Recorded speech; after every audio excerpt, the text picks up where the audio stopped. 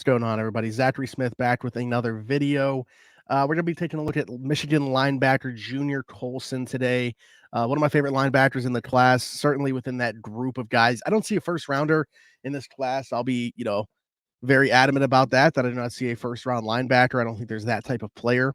But there's a group of guys for sure that I like in terms of day two picks. I think that the conversation should, I'm not saying that it will, but for me at least, it should start around pick 40 where you see one of these guys come off the board, and there should be a group of them that go, into round two and early round three. He's certainly Junior Colson is at the forefront of that. Edgerrin Cooper certainly will be in the mix. Peyton Wilson, who's my favorite personally, will be in the mix. You got Trotter at Clemson. You got Cedric Gray at UNC, a little bit further down for me. But to me, those are the top five, and we'll see how other people's rankings shake out and everything like that. But Junior Colson to me is one of the few guys, maybe the only guy that I would say you can throw out there and be an NFL 3-down linebacker. And I could see that happening at the next level. I just think that he's, the modern day athlete prototype for what you're looking for in terms of a 3-down player. He's got the coverage ability, both in man and zone, can play in flats, can carry tight ends up the seam, can go sideline to sideline. He's got that quick downhill trigger, in my opinion. That's actually been something that's been debated. I've seen online people talk about Junior Colson, about his trigger downhill, or if it is quick, he misses on tackles, over pursues plays. To me, that didn't pop up a ton. I think there were certainly some missed tackle things that popped up, and but it's not like he's got good pad level, so I don't know what it is. Whatever it is, I do believe that it could be coached out of him at the next level. I don't have concerns long term with any of that. But 6'2", 238, I think he's a twitchy athlete. I've kind of already talked about the coverage ability, the sideline to sideline ability, the trigger that he plays with, good angles in pursuit, in my opinion. And again, the modern day speed and explosiveness to play NFL linebacker in 2024. We've seen kind of the evolution of the position over the years. And I think that he is, again, one of those guys that just fits where the game is at right now in terms of its evolution. Pads are always square. And I've talked about the 3-down ability as well. And when I take a look at this draft class, I don't see that from, many other players, maybe not even another one that could play. Peyton Wilson's my favorite.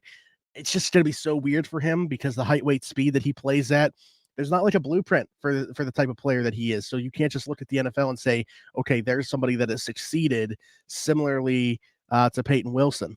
So we'll see. And then Edgerrin Cooper is an interesting case because I think somebody, and I'm not calling him Micah Parsons. I don't think he's, anywhere close to Micah Parsons.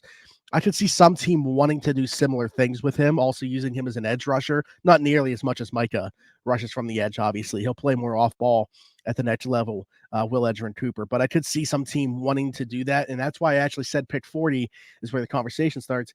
Kind of wondering if Dan Quinn is going to want to dip his toes into one of these linebackers because of what he had in Micah Parsons in Dallas. But we're talking about Junior Colson today. So I got some clips cut up here.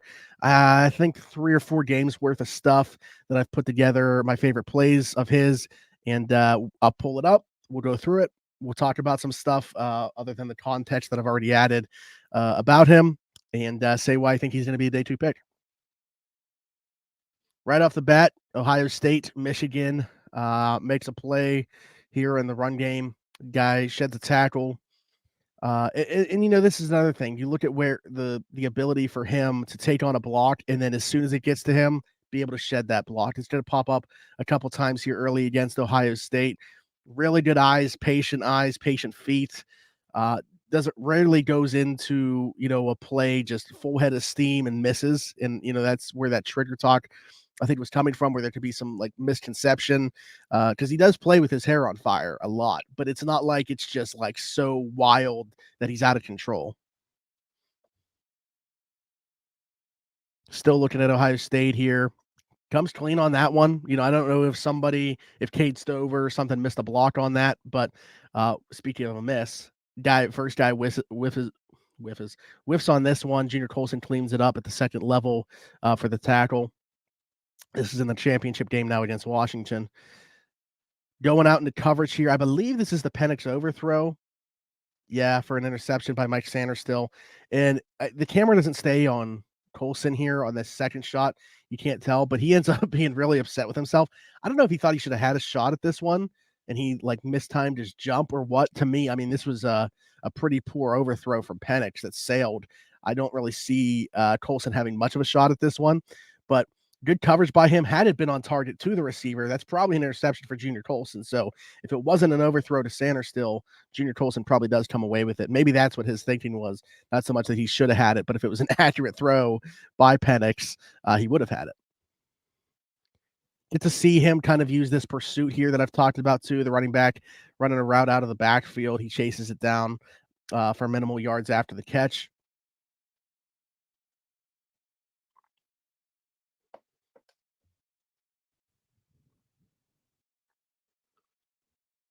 Insane for him to be able to get to the boundary that quick. I know this is an incompletion here, but look at where he comes from. You know, shows blitz at first, immediately takes off to the running back coming out of the backfield to the boundary, and he would have been there. I mean, even if that running back catches the ball, he's not going anywhere after the catch because of the pursuit. Interesting alignment here. Kind of playing like in the as a slot corner on that.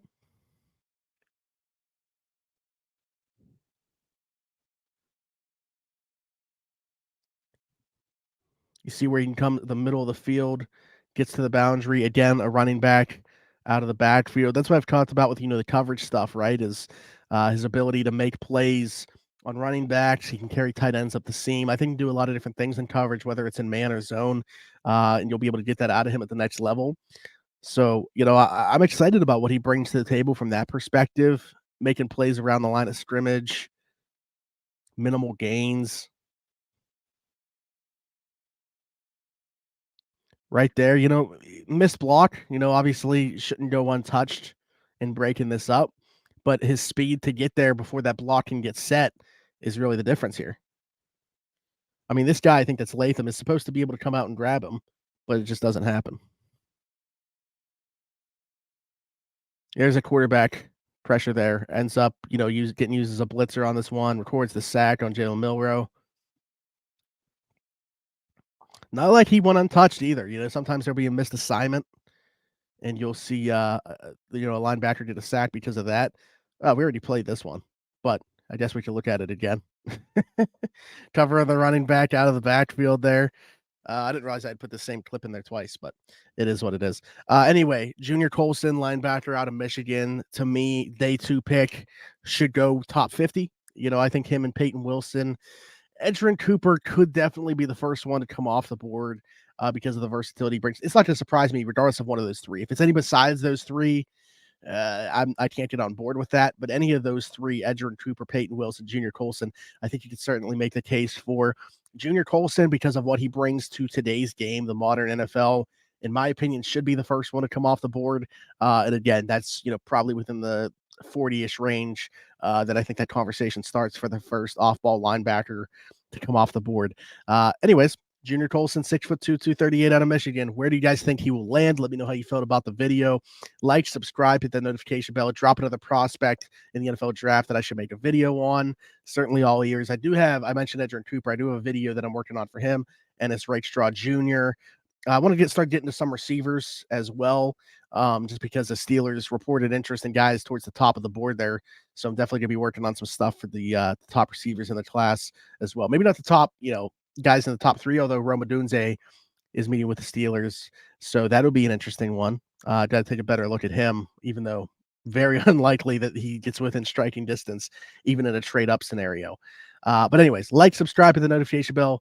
Follow me on all social media at Zachary Smith PGH. Thanks for tuning in. I'll see you guys next time. Bye-bye.